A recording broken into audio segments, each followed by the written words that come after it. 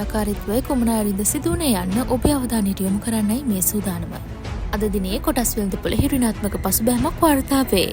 ගෙවුණු දිනය තුළ සමස්ත මිල දර්ශකයේ ක්‍රියාකාරීත්වය පිළිබඳව අවධානය යොමු කරන විට උදෑසන ධනාත්මක වැරඹ මිල දර්ශකයේ දහවල් වන විට යම් මාන්දිකාමී ස්වරූපයක් පෙන්눔 කරනු ලැබුවා. දිනේ අවසානයේදී එහි දක්නට ලැබුණේ ඍණාත්මක පසුබෑමකි.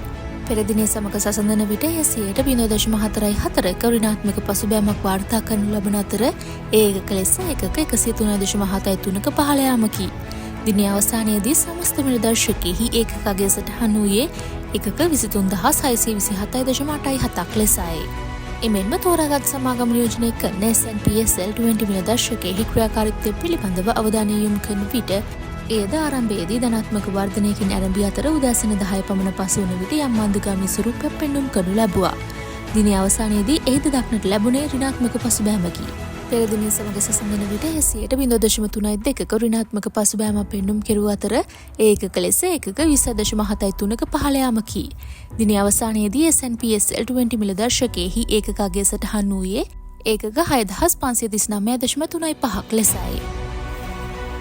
ගෙවුණු දිනය තුළ සමස්ත වෙළඳපොළ පිරිවැටුප රුපියල් බිලියන 4.69ක් ලෙස වාර්තා වන අතර වෙළඳපොළ ප්‍රාග්ධනීකරණය වාර්තා වන්නේ රුපියල් බිලියන 8,427.21ක් ලෙසයි. එමෙන්ම සමස්ත වෙළඳපොළ පිරිවැටුපෙන් රුපියල් මිලියන 920.57ක් ක්‍රොසින්ස් අත්පත් කර ගන්නා අතර ACL Cables සහ ටෝකියෝ සිමෙන්ට් කම්පැනි යන සමාගම් ඉහළම ක්‍රොසින්ස් වටිනාකමක් වාර්තා කළ සමාගම් අතර ඉදිරියෙන්ම සිටියා. ගෙවුණු දිනය තුළ සමස්ත වෙළඳපොළ මිලදී ගැනීම් දෙස අවධානය යොමු කරන විට දේශීය මිලදී ගැනීම් රුපියල් මිලියන 4,606.3ක් ලෙස වාර්තා වන අතර ඒ සමස්ත වෙළඳපොළ පිරිවැටුපෙන් 98%ක්.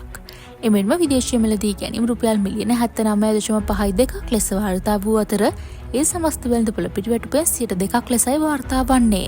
දිනය තුළ සමස්ත වෙළඳපොළ විකුණුම් දෙස අවධානය යොමු කරන විට දේශීය විකුණුම් රුපියල් මිලියන 3,908.93ක් ලෙස වාර්තා වන අතර ඒ සමස්ත වෙළඳපොළ පිරිවැටුපෙන් 83%ක්.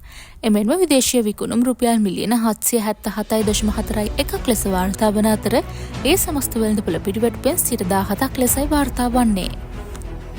ගෙවුණු දිනය තුළ ප්‍රතිශතාත්මකව ඉහළ මිල වර්ධනයක් වාර්තා කළ කොටස් පිළිවෙලින් SMB Finance Non-Voting, The Autodrome, Paragon Ceylon, Union Chemicals Lanka සහ ACME Printing and Packaging ලෙස වාර්තා වනවා.